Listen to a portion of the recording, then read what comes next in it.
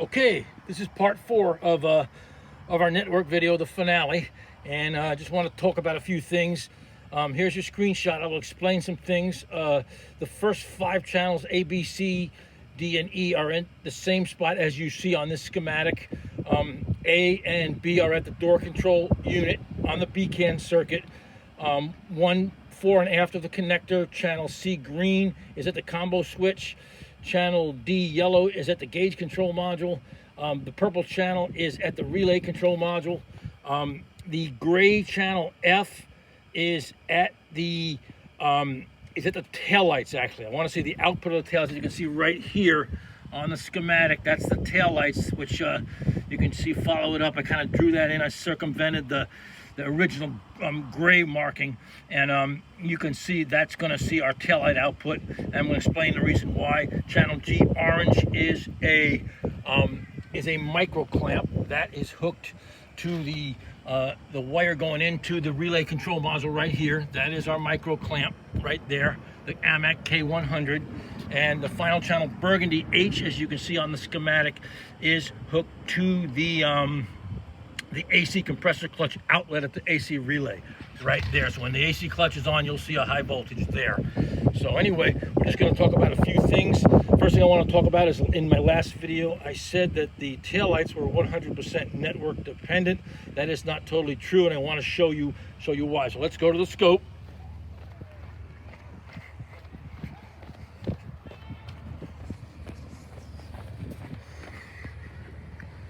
Okay. Any day now.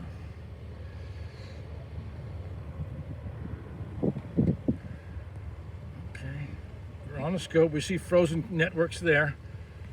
We will start the scope, and I want to talk about okay.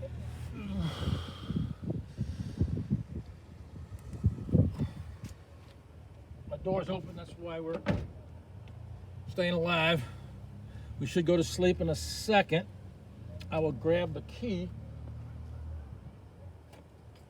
Looks like we went to sleep, but we're slowing down. There we go. Okay. As far as your schematic, if you look at your schematic, on keyless entry, which on most cars, the tail light is always involved, and the tail lights kind of go through the relay control module. The relay is sort of hardwired to the motherboard. It's not an interchangeable relay that I can just pull out. But in my last video, I said that the tail lights, as I'll turn them on right now from the stock, we see gray, our gray signal going high and low. I'm doing this with the headlight switch. Okay. Now they're going to go off. The network should go down in a second. Okay.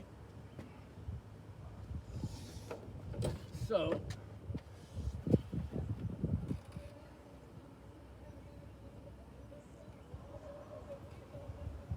okay. So basically, what I want to try to say is that with the fob, with the keyless entry, when you walk up to the car and you hit unlock, on most cars the taillights come on and blink a few times. So that means no one has touched the taillight switch, the stock, and the taillights actually come on because they do have some network control. The relay control module gets an input from the door multiplex unit up through the network to the relay module to turn the taillights on and off. So I will do that now. We go. I just clicked the button on the transponder, and we see the gray. I'll do it again, and take a look at the gray channel on the scope. We got a rise there. It's up, it's going up and down. That's the taillights, basically. That's an output from the relay control module to turn the taillights on and off, independent of any kind of operator control. So basically, I just wanted to cover that. And next thing we're going to do is we're going to start the car. Get it running. Okay. Taillights are off. AC is off, and we can see we have a good looking CAN signal on 5 of our network test points, or actually four modules, and 2 at the door control module. But more or less, I want you to concentrate on the micro clamp. That is that is communication. That is current going in and out of the relay control module. That's communication. I'm going to go inside and operate a bunch of things that are dependent on that relay control module to see if we see any deviation in the way the current flows in and out of that relay control module.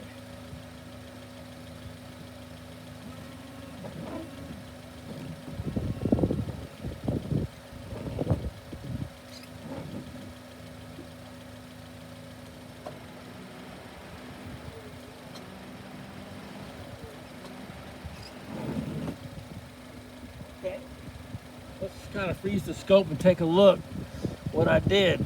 I operated the washer switch, I operated the wipers on intermittent, and I operated the AC on and off. All those three are dependent upon the network.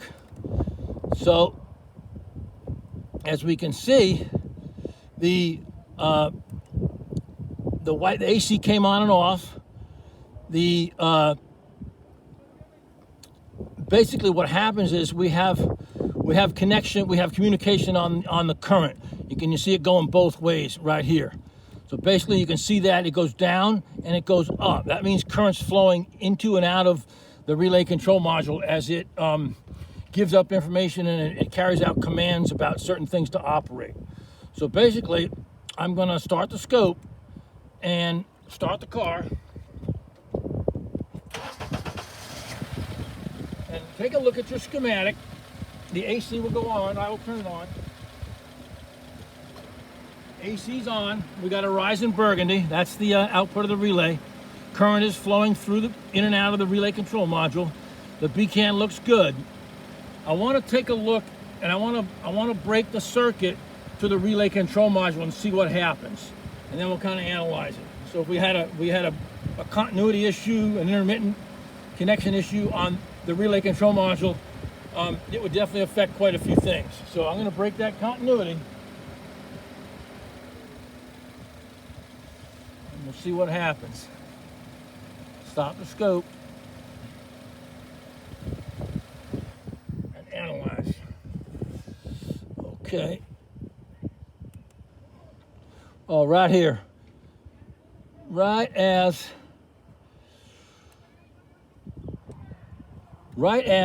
our continuity was broken, we can see we lost the AC. The AC clutch went off. Current stopped flowing. This is into the relay control module. The CAN networks look good. They don't seem affected. We can infer that our purple circuit is connected on the BCAN side of the circuit. If it were connected on the other side, let's take a look at what would happen. I'm going to start the car, start the scope, plug it back in, plug the relay control module back in. We have AC. There we go, AC just kicked on. Now we're gonna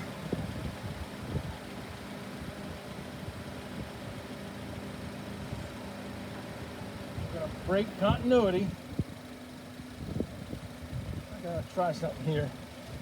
Okay, right now we've lost the AC, and I'm gonna do something interesting here that may have some effect, may help some people understand it. I know it helped me. I'm gonna move the test lead, the purple test lead that's going to the, started out at the relay control module. I'm going to move it to each side of that broken connector. You know, every 3 seconds I'm going to change it to see the difference. Okay, we have the AC's gone down because it needs that relay control module. Let me fix this guy here. Okay, every now and then I'm going to go on one side of the broken connector and the other side. See the difference? I am on the BCAN side of it, and it looks like a normal BCAN. You see that it's kind of consistent with all its other colors: the blue, the red, the green, the yellow. Now we'll go down. I will go to the relay side. It's thick now. That's at the stress. I don't have to blow it up. You've seen that enough in these videos. You're probably getting tired of it. That is a distress signal at the relay control module. It's putting out its sort of distress code. It's able to produce a signal, but the other guys can't hear it. I'll go back to the other guy, and now I'll plug the thing back in to where it's working normal. Okay, AC just kicked on, and we're back to normalcy. And I will stop the scope, and we'll sort of just kind of roll back and analyze that. And hopefully we'll be done with this pretty soon. Okay, we saw the effect of a continuity break. Okay, we can see where the AC went down. You see our current stopped flowing. We're nice and smooth there. That's it. That doesn't have any. Here doesn't look like here. And I'll zoom in on when it's good. It looks like that. So we got current flowing in both directions in the network. It's able to do that. And we can see the effect of a open circuit at the relay control module on the AC. I'm going to start the scope, start the car, and we'll talk about one more thing network related. And then, okay, we're looking good. AC's on. Current's flowing through, just kicked on, right? Current is flowing into the relay control module. Take a look at your schematic and take a look at two modules in particular on the schematic. Look at the AC's control module, AC radio module, and the relay control module. There's a hardwired communication that goes through an AC pressure switch, not the AC switch that's operator controlled. This is a two-wire pressure switch on the liquid line, and that thing's really important. I've studied that.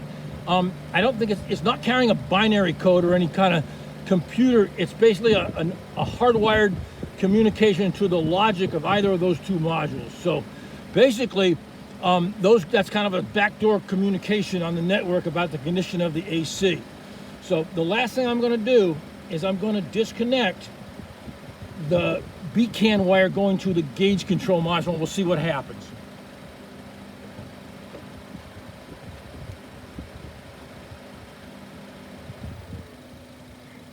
Okay, BCAN's been disconnected at the gauge control module. Yellow looks pretty thick. Yeah, that means that we're probably tagging the gauge control module side of the network. The AC is down. The current is still flowing through the relay control module, because that has not been affected, because our break is not at the relay control module this time. It is at the gauge control module. The AC has gone down, as you can see on the burgundy channel, and there's a reason for that, and I'll explain.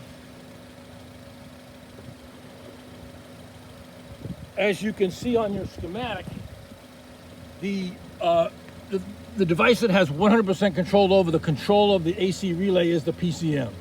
So with an unreporting gauge control module and also the that pressure switch, I could surmise that the not reporting of the gauge control modules to other modules caused some communication issues between the gauge control module and the PCM, and hence the PCM, I guess, was deferred authority, and it closed down it shut off the AC clutch, because it is hardwired directly to the AC clutch, the AC relay.